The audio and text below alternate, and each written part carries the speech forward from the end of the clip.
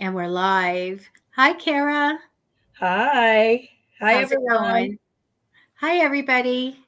Um, I'm so excited to have our fourth show. Yes. We're gonna and going. So Chicago ghost stories tonight, and which this is part 3. three. Oh my goodness! I know we have a lot of good stories tonight, and we have pictures to go with them. And I'm so excited to hear all these spooky things. And I love that they're kind of based mostly on, some true stories. Yes. And that really makes it even scarier. Hi, Ramir. How are you? Hi, Ramir. And so, anyway, so we have a full house of ghost stories, haunted house of ghost stories tonight. And I'm excited. How many stories are we going to be looking at? Gosh, 2 hotels, a tower of evil, a couple of churches, and the old water tower. Oh my goodness. I did get the pictures together, and the water tower is absolutely gorgeous. It's like, can I live in that? It's so neat. It survived the Chicago fire. I mean, Oh it was my built to gosh. last. I It see that was. my son's computer desk and his mess is behind me. Oh, Do not that's hold that fun. against me. My area is clean. It's a little foggy over there, so it's all right. We can't see anything. Hi, everybody. Hi, Julie. Hi, Juana Big Wani. How are Hi, Julie. you? Hi, Wapikwani. We're gonna get started here. Oh, we've got some people. Say hi, you guys. I see that you're watching. Are we ready to get going I on these I ghost am stories? ready. This is a I'm so jam-packed excited. show. And just let me know, Kara, when I need to, do my great talent of technical Well, stuff. I put a picture up. let's put up the Congress Hotel first, since that's going to be our big spooky moment. Now, it looks menacing in the picture, and this was named the most haunted hotel in the entire state of Illinois. Oh my. The Congress Hotel was built or completed in 1893, just in time for the World Exhibition, or AKA the Chicago World's Fair. And it was built for, the out of towners to come and stay. But, many presidents have stayed there throughout the years. And one of the most famous things that happened with the president there was Theodore Roosevelt announced in the Florentine Room that he was leaving the GOP and starting the Bull Moose Party. And that was in 1912. It is said that his ghost kind of lingers around that room, here, there, and everywhere. But he's not as prevalent as some of the other ghosts. Uh, One of the ghosts that is now called the Shadow Man was a army captain by the name of Lewis. I'm going to say his last name wrong. It's hard to pronounce. Ostheim. He fought in the Spanish American War, and in 1900, during or I guess the evening of his wedding, the evening before, uh, he had been having like night terrors and screaming fits and visions and things in his sleep, what we would call today PTSD. Uh, he sat in his hotel suite and put a gun to his temple and shot himself. He left no suicide note, but they found his wedding rings together on a table. And he is seen throughout the entire hotel, and they call him the Shadow Man because he lurks in the shadows.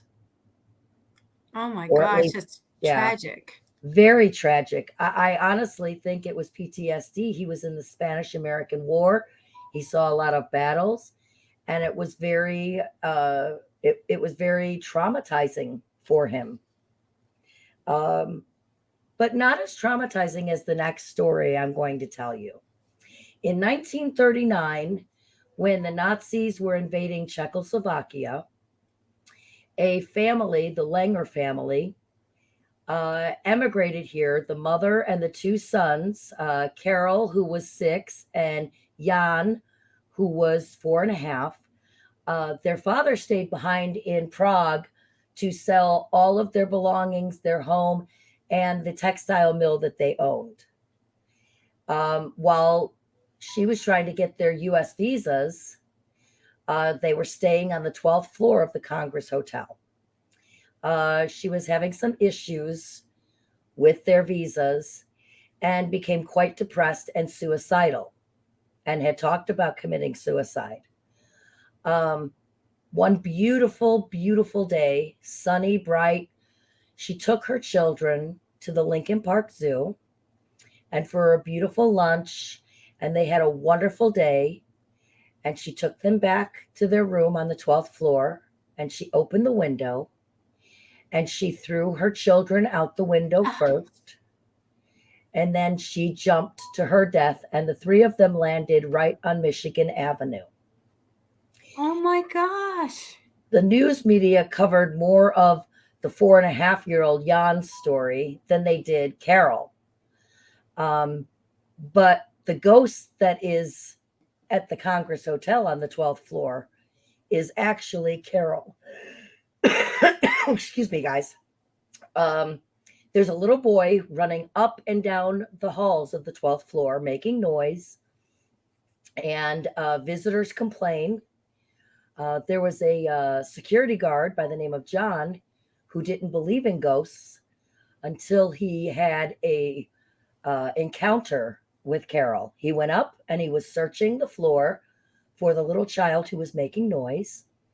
And down this long corridor, at the end of the corridor, was this little boy in old, kind of worn clothes.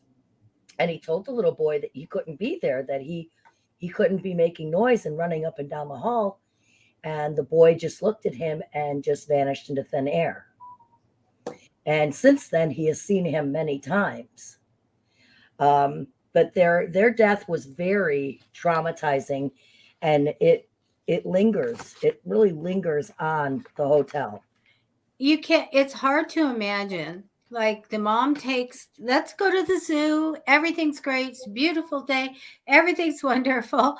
Walk in and then throw the children out the windows. I mean, and then fling yourself out. That is craziness. Oh, yes. There's a couple of lighthearted ghosts there, too. There was a vagrant who was missing a leg, and he just had a peg, the wooden pegs, and he was nicknamed Peg Leg Johnny.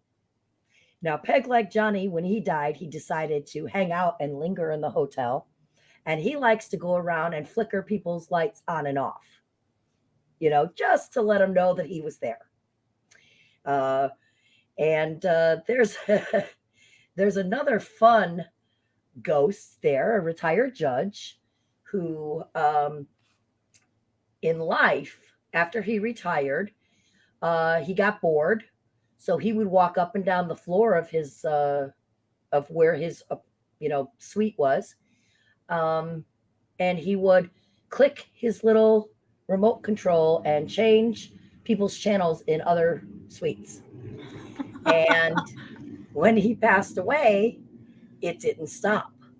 People often call down to the front desk and say, "What is going on with my TV? Why is my TV changing channels and the volume going up and down?" And it's the judge. Yeah, and everything that you said is classic. What happens in my house too, or if I'm in the grocery store, all the lights blink in the aisle, and I turn to the next aisle, and they all start blinking on that aisle, and the TV a lot. Yeah. So I get it. Now, if you really want to experience a ghost and maybe not in the best way, you guys can go and book room 441 at the Congress. It is not a fun ghost hanging out in there. There's a woman often seen coming in and out of the bathroom. And people have said that while they were sleeping, they were awakened to have the woman hovering above their bed, pulling their covers. Or some people have had her next to their bed where she is pulling their covers and trying to pull them out of bed. Oh, geez. I don't think I would like that too much. You hear that a lot, though, Cara, of people just throwing the sheet off or the blanket off the person and all that. If I was in a haunted room, I'd stay up all night just to experience it, though. Yeah, I wouldn't want to go to sleep. I would want to be Yeah. up and seeing the action. Yeah, me too. And an interesting ghost that actually they say has been caught on film is a woman wearing a Victorian dress. And she has been seen wandering around the gold room, which is one of the banquet halls in the hotel. And there's some people have actually gotten a picture of her apparition. Unfortunately, I couldn't find them. Maybe they don't have them online, or maybe, they're copyrighted. But there have been a couple of photos taken of her. And our final ghost hanging out at the Congress is, goes back to our gangster days from a couple of episodes ago. Al Capone. Al Capone used to have an office kind of set up at the Congress Hotel and did a lot of business there. And his ghost is seen wandering on the main staircase and around some of the different ballrooms within the hotel. Oh my gosh. Yeah, And they've got a celebrity ghost. Yeah, he just hangs out wherever he wants. I think he's all over the place. Oh my goodness. But the Congress is quite the haunted little house. And there's some stories that I can't tell because they are more recent, and out of respect for family members, I won't give names or describe the story, just because it's probably still painful for many people who are still alive. But all of these go so far back that there's no one to upset Right by them. Oh my Now goodness. we can move on to the second most haunted hotel in Chicago, and also one of the oldest, the Drake. Now, the Drake Hotel was built and opened in 1920, and that's where things start going wrong.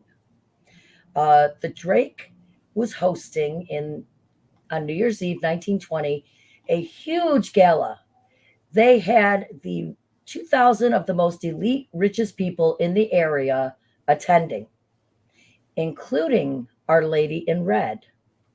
Now, Our Lady in Red was attending the party with her husband, and she went up to her room. No one knows if it was just to get a shawl or if she was going up to look at something, or maybe she wanted to retire for the evening. We're not quite sure. Or maybe she was looking for her husband. Either way, she got to her room and she found her husband in a compromising position with another woman.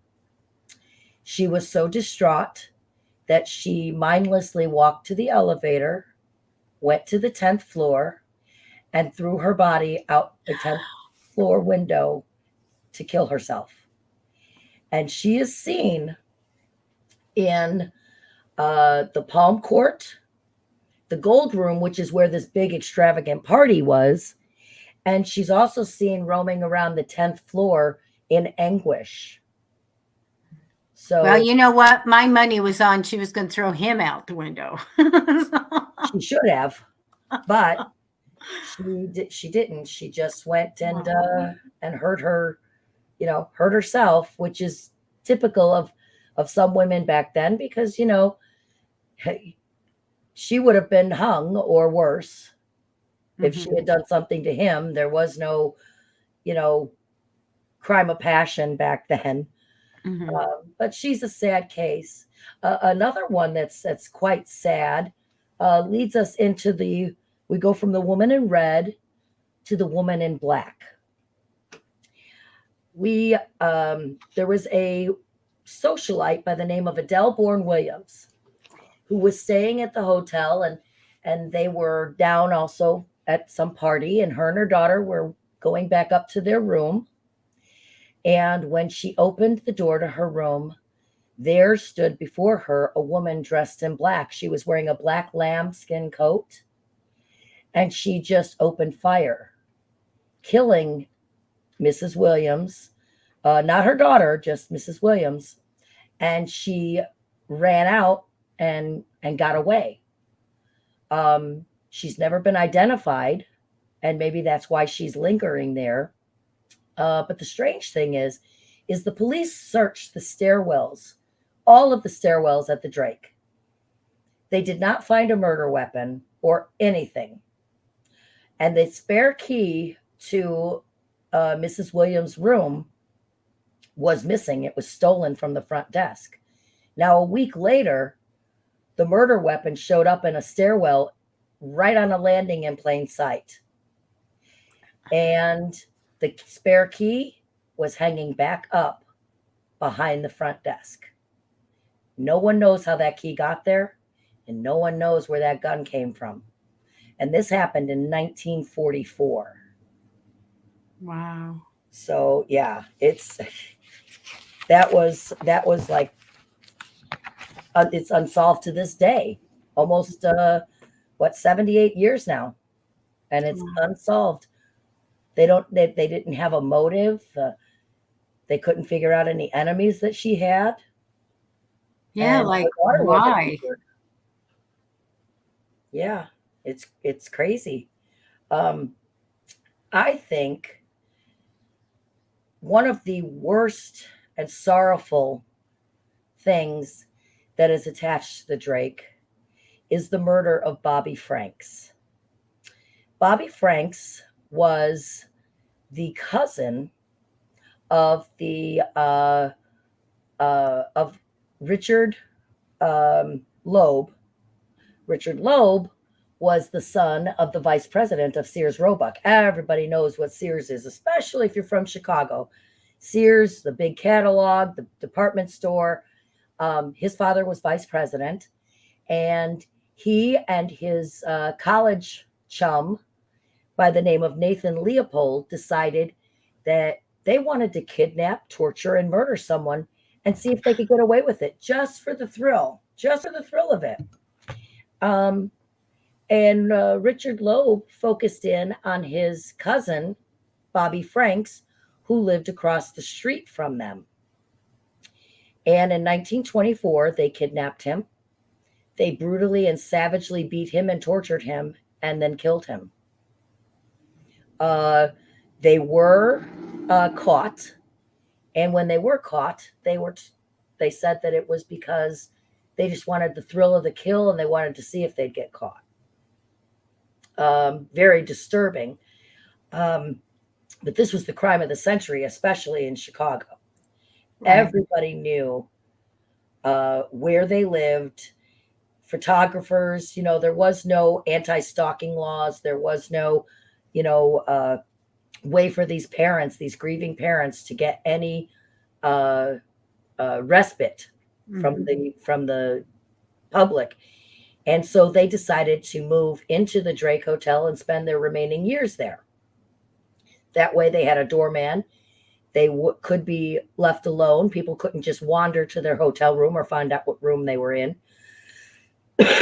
Unfortunately, less than 4 years, just shy of 4 years after their son was murdered, the father died of a heart attack. I mean, they were young. They were not an old couple. Their son was only 14.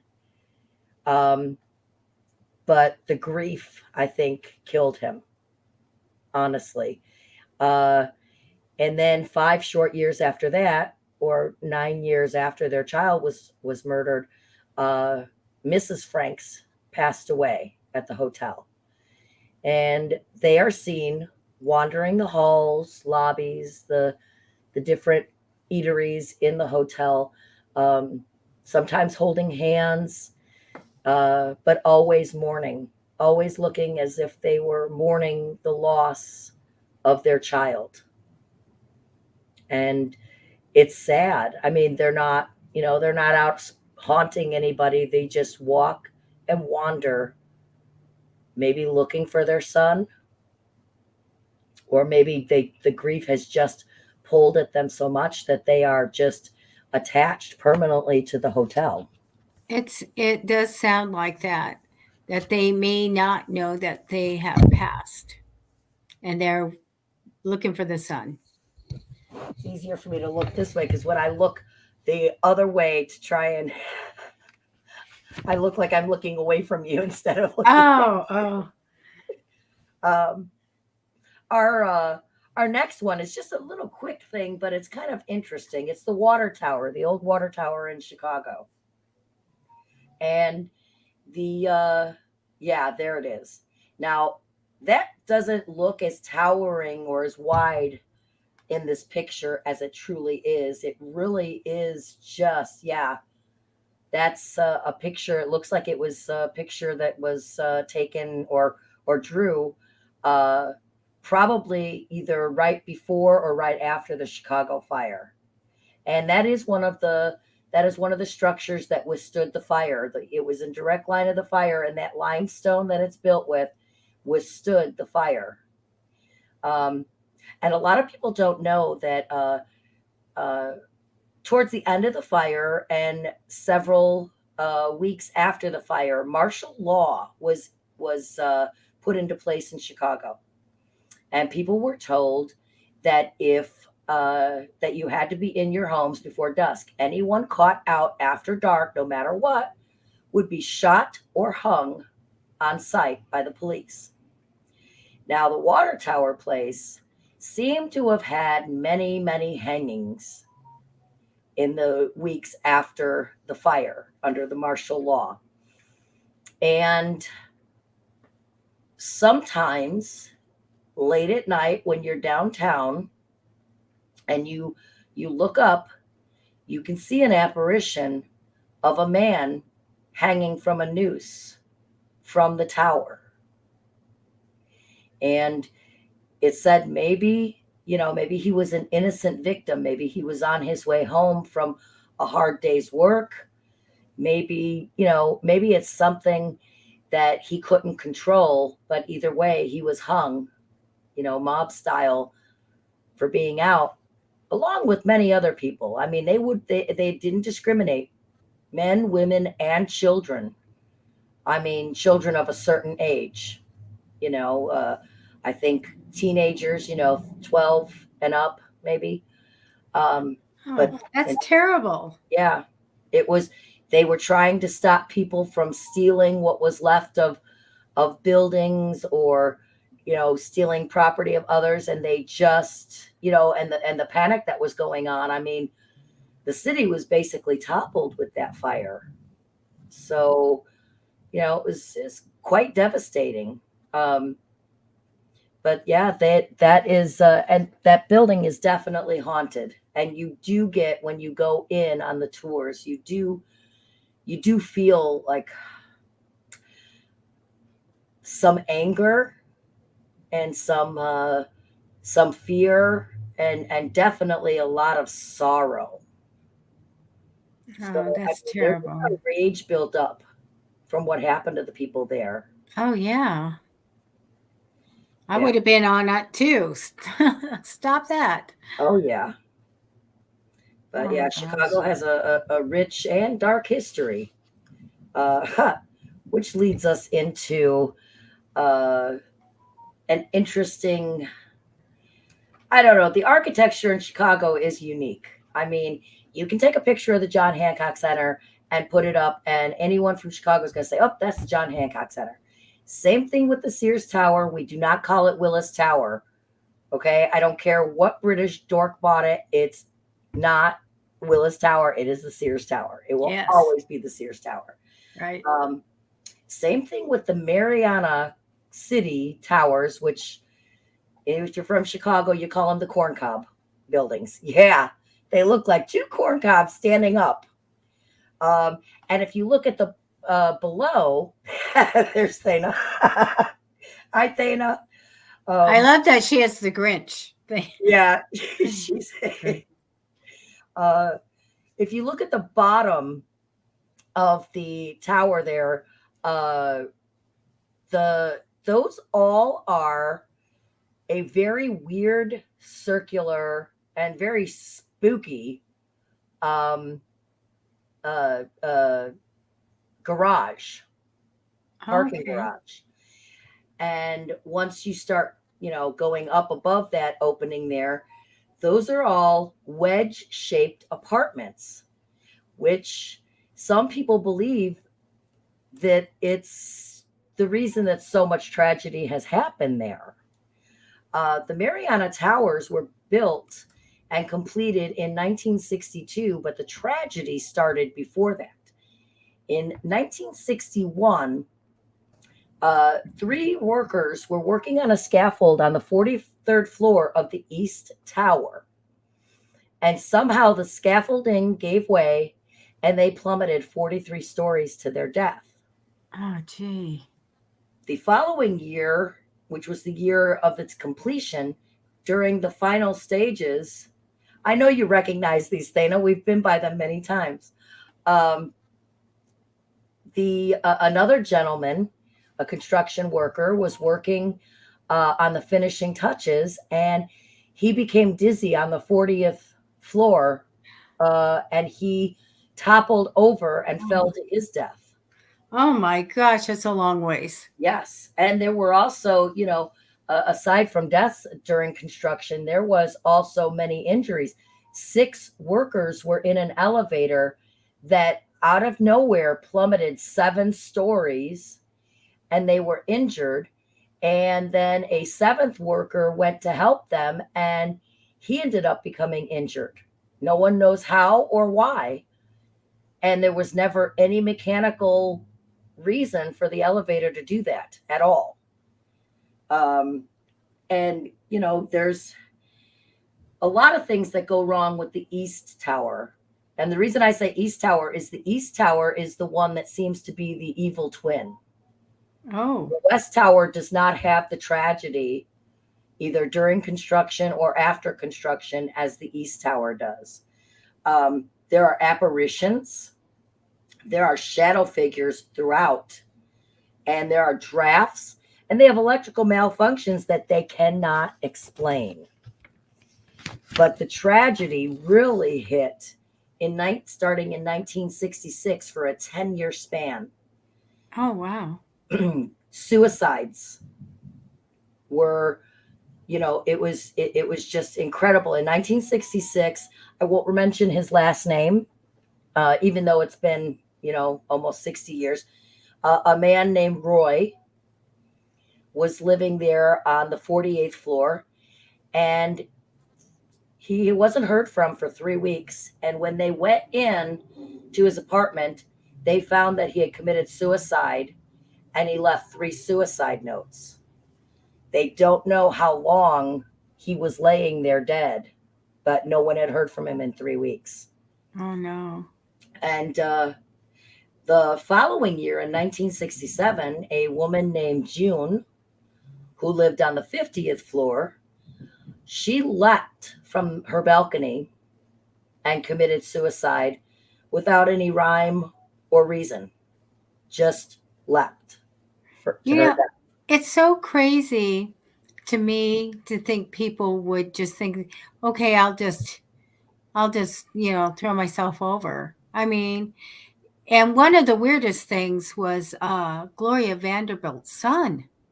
Oh, Can you yes. imagine like just see your mom and then off you go? I Hmm. mean, just like slide off with a smile on your face. I'm like, that's crazy.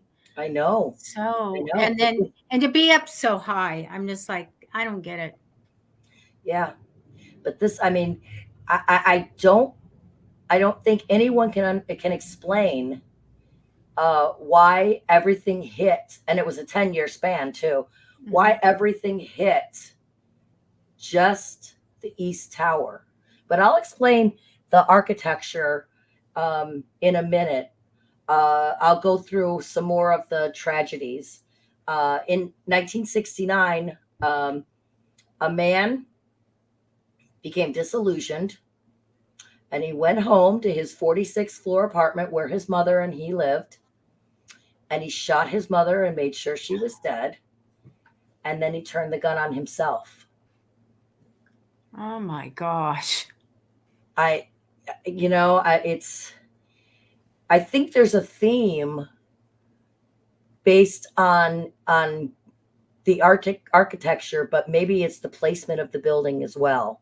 Because, like I said, we'll discuss the West Tower in a minute. But in 1972, a woman was outside the House of Blues, which was there, and she was stabbed outside the building to death.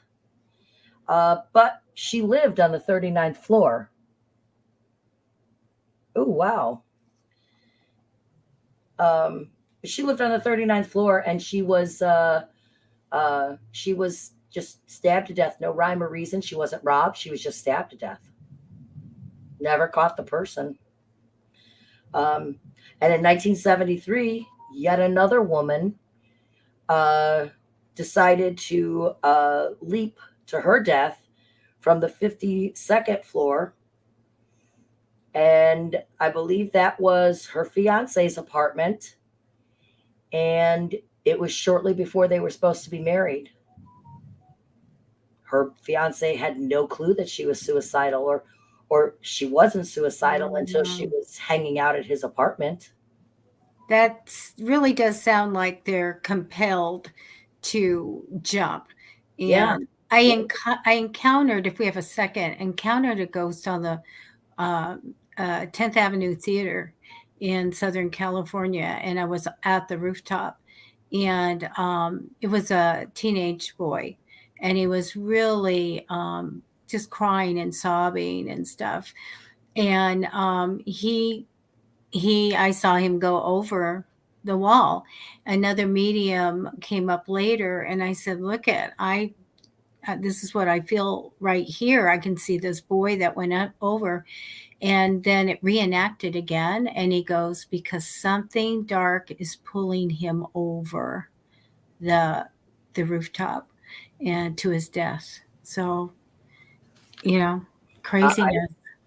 I thoroughly believe that a building can hold some kind of malevolent Oh yeah. beings or feelings, and it can actually overtake you. I can honestly say that some places I've lived, uh, I actually became so depressed and so just heavy and Mhm. terrified. I mean, I would make my son come and play. He was 5 years old, and make him and his friends come in and play in the basement rec room while I did laundry because I was terrified of the basement. Mhm. And there was something in that basement, and it always made me feel depressed. It always made me feel hopeless. There's a thing, we'll just call it kind of dark energy that hangs when there's something, a terrible crime or something happened, a murder, whatever. And it just starts to hang out, and it can grow. And a lot of people that get depression are because they're in a building where this stuff is and feeding off of it and making you feel compelled to be depressed. And so those things need to be like totally cleared out. Like, how much sage is there? Because Yeah. it really does need to be taken care of, but people don't know that. Yeah, it's a scary thing. Now, the last jumper of record, Oh. uh, well, they aren't sure if it was an accident, if it was suicide, or if he was pushed. In 1976, a man fell from the 57th floor, and his death to this day is ruled undetermined. They couldn't say if it was murder, suicide, or if it was an accident. Mhm. There was no suicide note.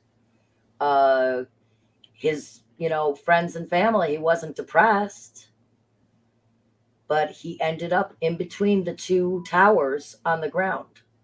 Oh my gosh. Yeah. Now, I want to talk about the shape of these buildings. When we talked about the John Hancock building and we talked about Anton LaVey saying that the shape of the building, that trapezoid, was like having a portal to evil. Mm-hmm. I'm wondering if the design of this building is the same, especially the way the apartments are. The buildings themselves, all those little tiny little things, those are balconies.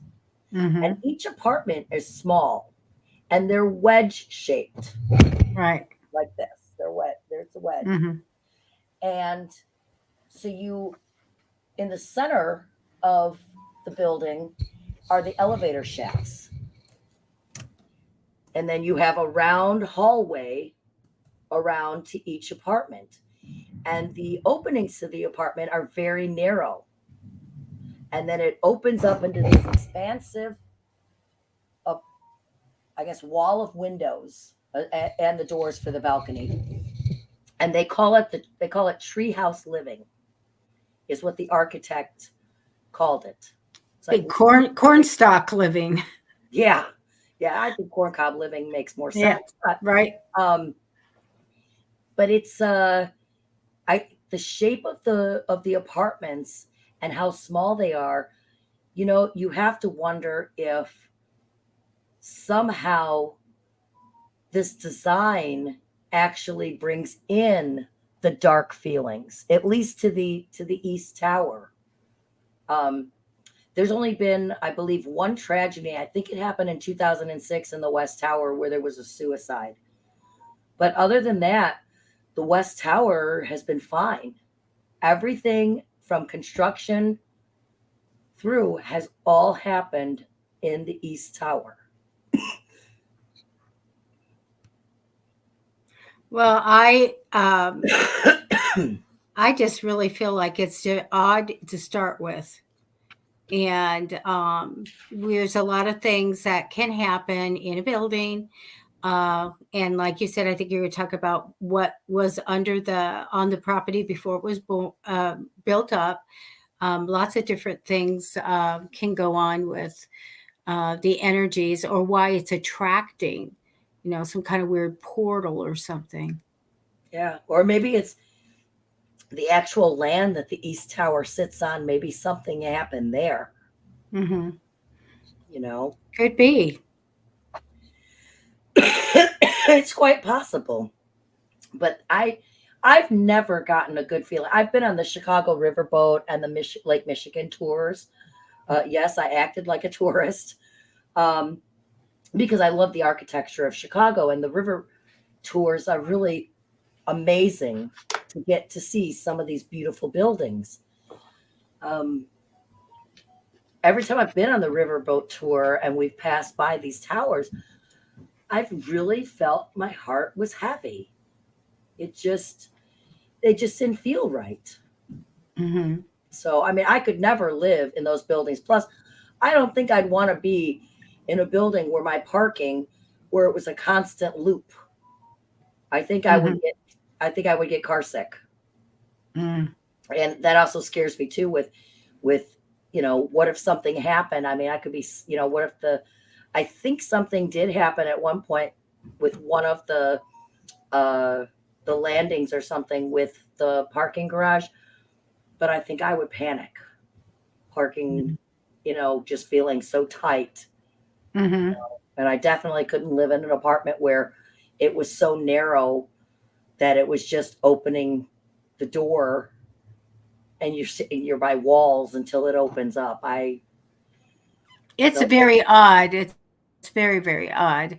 But the fact of that there were so many tragedies, you have to look at that because that's not a normal thing. Yeah. And why only the East Tower? Mm-hmm. Like I said, the West Tower, the construction went off without a hitch. Nothing happened to any of the construction workers working on the West Tower. Mm-hmm. It was just everything was focused in on the East Tower. And, maybe it's the land that tower actually is sitting on that has some kind of malevolent feeling, on top of the Something's shape. going on. Some kind of energy, maybe. Just a lot of times in work that people do, pagans and Wiccans and stuff, we put power into different directions, right? So maybe there was something going on. Yeah. It's I, very Ghostbusters. I, I, well, Ghostbusters was based on the John Hancock building. So That's right. that's where Zemeckis got the idea for Ghostbusters, was because of all the things that happened there.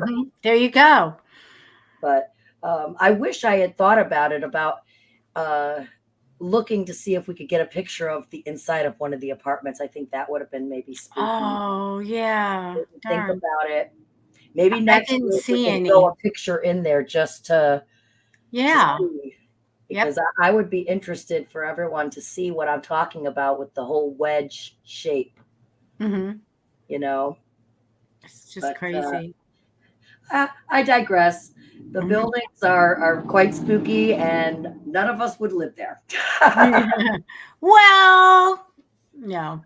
I would go and visit, but I don't think I would stay. We take the haunted tour. Yeah, I would take a haunted tour, but I would not move any furniture into that place. Just, No. yeah. Are No, we I don't. finished with this picture? Oh, yes, we are.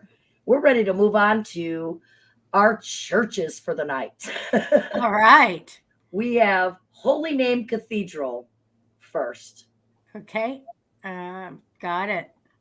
Now, Holy Name Cathedral is one of the most beautiful and oldest churches in Chicago. And of course, you can see there too, see how it's built with the limestone, like the water tower. hmm That was a typical building material for public buildings and things back in the 1800s. Um, and the Holy Name Cathedral has a oh, it is a beautiful church. It's you should see the look up the pictures of the inside. It is the most amazing architecture that you could ever see in a church. Right. Um, I was going to add some of the pictures, but I had so many. I didn't. yeah. The inside was gorgeous with the glass and everything. Oh yes, it is. It is one of the most gorgeous churches that I've ever been in. I went to private school, so I went to a Lutheran school, so we did in one of our religion classes. Our field trips were to go to churches of different religions, and we went to several Catholic churches, including Holy Name Cathedral. And I was in awe of the architecture and the stained glass. It was just beautiful, breathtaking. Um, and while this is a beautiful church or cathedral, it does have one dark spot on its history. Um, Back in the 1920s, across the street from Holy Name Cathedral was a flower store. I believe it was called Showfields. And that was owned by one of the heads of the North Side gang. And that was Al Capone's rival. Another Al Capone, he's always around. Um, and after they assassinated the leader of the North Side gang, Jaime Weiss took over as the leader. And Al Capone ordered a hit on him. So as he was leaving the flower shop and walking across the street, two men with machine guns were in a second-story window. Um, I guess it would be next to the flower shop in one of the apartments above the flower shop. And they opened fire with the machine gun, spraying his body with bullets. 5 of those bullets hit the cornerstone of Holy Name Cathedral. Now, the Catholic Church immediately went and had them plastered in. However, they are still visible They're not quite, flush. You can see exactly where the 5 bullet holes hit the church. Folklore is that, Jaime Weiss doesn't want people to forget what happened to him. That's one of the urban legends. Some people feel that their bullets hit the church, and maybe the church itself, or maybe God or someone, doesn't want that to be forgotten. That they damaged a church in their pursuit of killing a man. And Oh, they killed a wow. man right in front of the church. So it's been patched, but like I said, you can go right there to the cornerstone. And now right above, and that's a myth, just so everyone knows, there is a hole above where these bullet holes were. That hole is not a bullet hole. It is actually where they had a plaque at one point, and that is where the plaque was screwed into the building. So that's not a bullet hole. If you go down there to look, below that, on the piece below, you will see the 5 bullet holes. Below that, you can see the indentations, but that other hole has nothing to do with Jaime Weiss Oh, or gee. the shooting. Oh my gosh. But that's pretty cool. I would have, I guess somebody would damage the church, maybe try to get them out as a souvenir. People are crazy, but it's kind of neat. It's really neat. It is. I think this is one of the most incredible churches that we have in the city of Chicago. It really Wow. is. Um, but we have a spookier story about Oh, another church, St. Michael's from Old Town. And I'm sure, anyone who's from Chicago knows where Old Town is and has passed this on the expressway many times. uh, St. Michael's Church is also gorgeous on the inside, and the stained glass, especially if you're looking at that big tower, that window off to the side there is one of the most gorgeous stained glass pieces I've ever seen. It's right above that little construction sign, that big huge window. Um, and St. Michael's had a visitor in the 1970s. Parishioners one Sunday were in line for communion, and a large, I guess, person, they say it's the devil, I'll explain, person walked in a hooded dark robe and went and was in the communion line. The only problem is that what walked into the church or walked into that line, they don't even know if it just appeared or if it actually walked through the doors. But this creature did not have feet. It had cloven hooves for feet. This is the 1970s. Everybody saw it. I mean, obviously we didn't have cell phones back then, but the parishioners there saw this, and they oh my believed that the gosh. devil came for communion at St. Michael's Church in the 1970s. Oh my gosh. Can you imagine? I'd be like, where's the holy water? Where's the holy water? I know. You know, you give them communion. I'm not Well, gonna. yeah, and it's like Michael's Church obviously is named after the archangel Michael. Right, You right. know, and there's a backstory with the devil and the archangel Michael too. Especially since the devil was also an archangel. Right. Lucifer was an archangel before Yes, he fell from grace. he sure did. So, maybe he was being brazen, I you don't know, know. Can you and maybe imagine? holy water doesn't actually work on the devil because he was an archangel before he fell. You know what the thing is too? What a reputation to have. You know, the myth to have saying the devil came and got communion in this church. It's You like, know, bye. I'm I, out.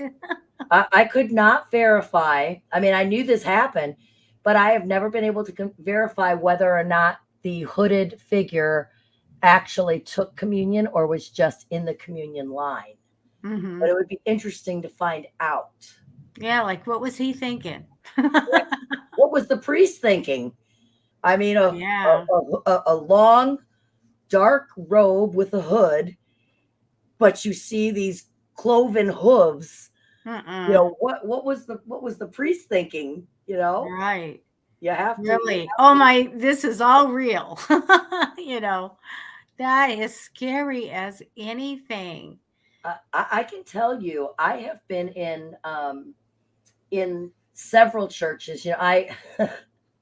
I was baptized in the Lutheran Church, confirmed in the United Church of Christ, and then converted to Catholicism for a time.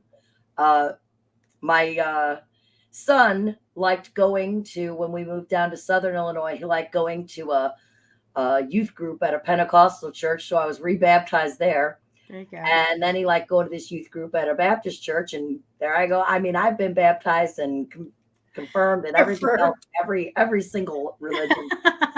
Um, I have to say, the church that I grew up in, that I was baptized in and that I grew up in for many years, um, was First Lutheran Church, which is in the I don't want to say really Logan Square, but it's on Fullerton, just north of Western Avenue, and there was parts of the church that were quite, I don't know, ominous, that you could feel like not, nothing bad, nothing dark, just something sad. Hmm.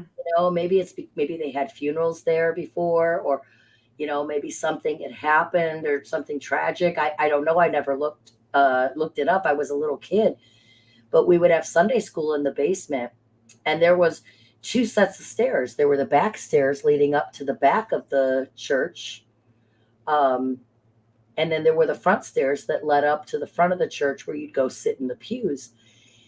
I could never go up and down those back stairs. Even when I was in choir at Easter, I was terrified to go Mhm. down those back stairs. I don't know why. I mean, it's just, I felt like something very sad. And as a kid, sad equals scared, Mm. you know. Right. It can be too, in the building I was talking about, this Art Deco building, um, there's stairs all the way, 4 stories down, 4 stories up, and kids used to be hanging out on the rooftop and this, that, and the other. And a little girl was running down the stairs and she fell and she died there. Oh, So it could have been, something like that kind of hanging in still of, it's possible. somebody being hurt on those stairs. Yeah, it's possible. I mean, I loved the church. My sister was married there. Like I said, I was baptized there. My little brother was baptized there. Um, and my family went there for years. But I just remember being like 5 years old and just being scared to go up and down those stairs. I would go up and down the front stairs all day long, but just that second set of stairs and the bathroom in the uh, Sunday school room kind of was I don't know, creepy for a 5-year-old. I Mhm. don't know why. Maybe it was just Well, you have that empath ability, and so that you're going to pick up on energy where we are, or from people, or residual energy that was there from something that happened. But they do like to hang out in bathrooms, and I remember in that one building they have this bathroom door that will do its thing and wet and shut and lock and all this stuff. You're like, get me in there. yeah, But oh my goodness. yeah. Yeah, it's there's always creepy places. And always good to have a good old scary attic or The a bell towers. basement, you know, some kind of place to go that is scare the bejesus out of you. Oh yeah. Well, yeah, the bell towers of the church that I was confirmed in were quite scary, you know, because we had all of the confirmation class. We took turns going and ringing the bells on Sunday, and I didn't like that Oh my either. goodness. Well, you should be very protected. You are baptized in many churches. I know. I mean, I just, yeah. I think the only church I haven't done anything in is probably the Church of Satan. Oh my God, thank God. That's a no-no. That's a I no-no. wouldn't. Yeah, no, that's a no. But I There's think so I've many done every other religion. yeah, scary things. I have a friend that goes to Louisiana all the time to go to the voodoo stuff, the voodoo queen grave or the whatever's going on there and take classes and everything. And I'm like, not me. Well, I'm going to draw the line. we'll be on an upcoming show. We will be talking about Louisiana, its dark history, its Creole background, and its voodoo and hoodoo and Mhm. Santeria. Oh yeah. So we have a few minutes left, but you guys, um, uh, thank you so much for watching our shows, and it's going to be never ending. I'm going to tell you because there's ghosts everywhere. And what, Cara, are we doing for our topic next Saturday? I was thinking, you know, you and I keep talking about the Civil War Yeah, and the we've been. battlefields. Yeah, yeah. And I spent so many summers traveling to battlefields and not knowing, obviously, at the time that I was an empath, but the feelings that I got of the angst and the, you know, and I did have relatives fighting on both sides. Oh my. Yeah, I have relatives. As a matter of my mom's family had relatives on both sides. Her family from Virginia, and you know, Virginia used to be one state. And during the Civil War, West Virginia broke off and became part of the Union, while Virginia stayed with the South. Mm-hmm. Um, but there's a lot of there's so much on battlefields. I mean, Gettysburg alone, the just the I mean, that was where more people died. So I thought maybe, Yeah. you know, if everyone was interested, maybe we could do something on the Civil War, on battlefields, on ghosts and homes associated with that. My grandmother lived in a house that was extremely haunted. It was the Getty Estate in Virginia, Mm-hmm.